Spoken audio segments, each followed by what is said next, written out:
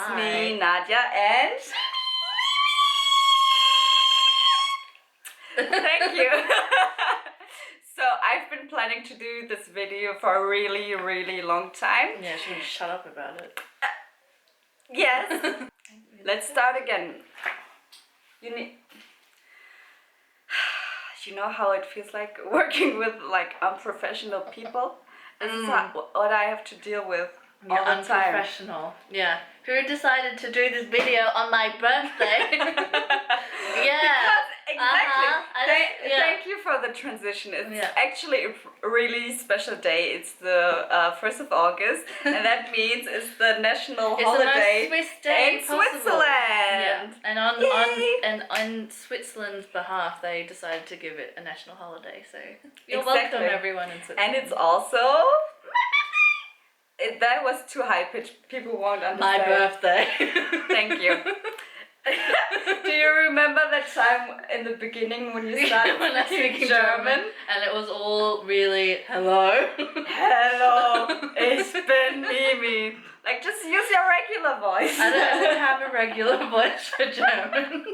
This is a really long introduction. So basically we want to do a video about us living in Switzerland.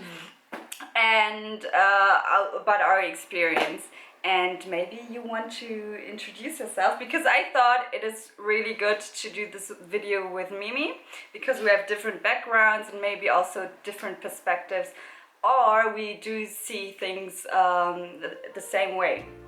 So I'm Mimi. I'm from Australia, and the reason why I'm brown is also because I'm Indian. just so really? Yeah, I know. It's I really, did not it's really see fascinating. that. I know. Okay. One of my parents is not Australian. I'm just full Indian. We are both not mixed. I'm Nadia, by the way. Welcome to Mad Voyage, my channel. And I was born and I grew up. I was raised in Germany, so I consider myself German. And my parents are from Morocco. So we have quite a lot of nationalities here, like represented Germany. Yeah, the thing is though, I don't like saying that I'm Australian or Indian because I consider myself a world citizen. So it's the most pretentious thing that you can say in the world. Anyway. Are you talking about me? No. Okay. I never lived in Morocco. I just went there for a vacation. What about you and India? I think I lived in India for like a year and a half, and then we moved around for another year and a half somewhere else, and then I just would visit India on vacation as well, holidays. So mostly you also have more like a Australian mentality connection. Yeah. Same for me with Germany. And but still we were exposed to different cultures from a really young age, and I think that is also really good because it makes you really aware of differences but also similarities, for sure. and helps you to connect with the people, and just to know from a really young age it's not just like black and white. Yeah. You also realize that there are a lot of things that you end up connecting with a lot of people. Yeah. So like even though like your circumstances might be different, the stories are somewhat similar. So Exactly. Yeah. Like that was for example for us, because I mean we grew up in totally completely different circumstances on different continents, but had still so many things to share. Yeah. When did you come here to Switzerland? Take two. Ding. When did you come? Switzerland. When did you come to Switzerland, and how old were you, and why did you come? Okay, when I came to Sweden, I was, no, I'm kidding. When I came to Switzerland, I think I was, how old was I? 21. Hold on. Take 3. I think I was 22 years old when I came to Switzerland. Yeah, that sounds right, because I'm 25 right now. Yeah! Happy birthday! Thank you! I was 24, yes, when I came to Bern. I actually lived a year before in Switzerland, but in Geneva. For those that don't know, Switzerland has different parts. It's like a French-speaking part, a German-speaking part, and also a Italian-speaking part. So and then little clusters of Romance. Oh yeah, I forgot about that. Yeah. We don't mean to be. But officially the parts, the cantons and stuff. Yeah. So, yeah, I lived in the French part. I lived mostly in Geneva for a year. I went there when I was, I think, 21 till 22, something like that. Yeah, I studied there a year abroad. And I have also a family in Neuchâtel, so I lived there for a while too. This is also the French part. And then I moved to Bern, and yeah, we met in Bern. We live both in Bern right now. Yeah. And you just have to know, because there are different influences, like Italian, German, and French influences. The mentality is also a bit different. Yeah. And also everything is a bit different. Like you can totally tell in which part you are just from the buildings, from the architecture. Well, just the moment also once you get onto the train and once you hit like a different part of the city, you're just like, oh, okay, I'm in the French part. Like it's, I don't know, like for me, I feel like it's really obvious once I hit the French or Italian part. Yeah. Did you have any expectations or like thoughts how Switzerland is going to be like? Yeah, I think like I think I was a little bit naive. I think a little bit just in terms of like when I came here, I just always presumed that like everywhere that you go, everyone's going to be super friendly. Not that people aren't friendly over here. It's just I think like from an Australian point of view, it's very different because like Australians are extremely like how do I say this?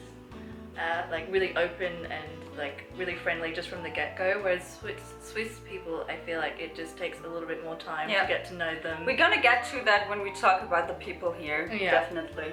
But it's just a different it's just a different stance on friendliness, that's all. So it's just more like. But did you have any other expectations about Switzerland, how the life is going to be like? I think like sunshine and daisies a little bit. Okay. Because I think like because it was like the first time that I've ever like officially been like on my own. So like my expectations were really high, and I just thought it was gonna be like this. And then like it still is an awesome experience. But it was just like to this experience that like you build it up so much in your head that it's like no one can achieve that perfection. So I think it hit me really hard. Within the first 2 weeks that I settled in over here, I think it was really hard for me to adjust, I think, in the first 2 weeks. Okay. Yeah. I mean, yeah, it's a completely different continent. Yeah. On my part, I don't know. I didn't. Thank you. I didn't really have I didn't really think about it too much. No. Okay. Because first of all, I was in Switzerland quite often because I visited family and I just like traveled a bit around. But it's definitely different when you live here. And I don't know, I just had a really, really good experience in Geneva. And I wasn't sure how it's going to be like in Bern. I came here like I think once or twice before, but just in a city, nothing.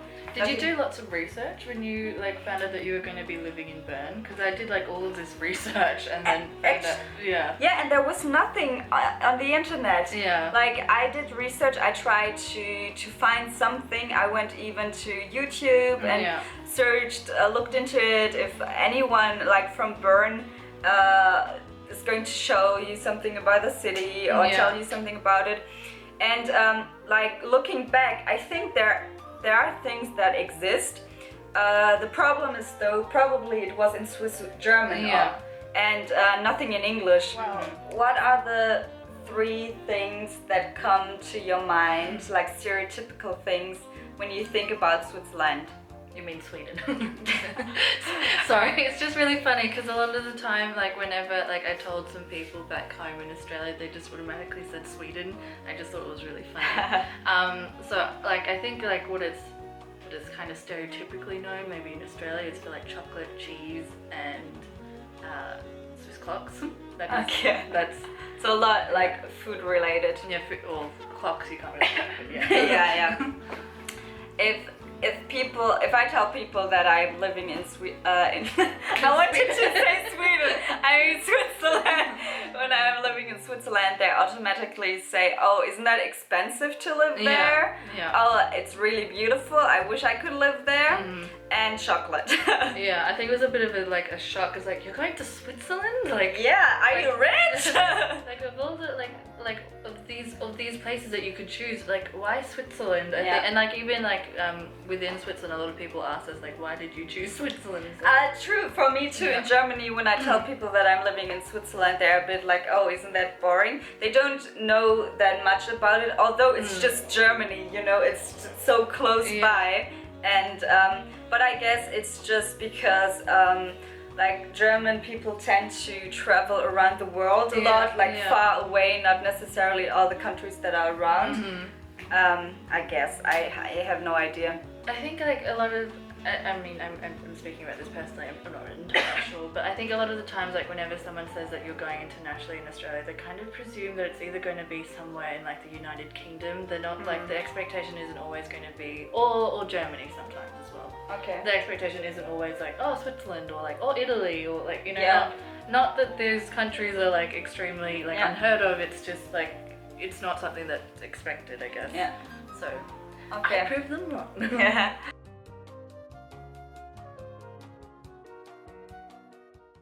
And now is the time I'm going to show you Bern.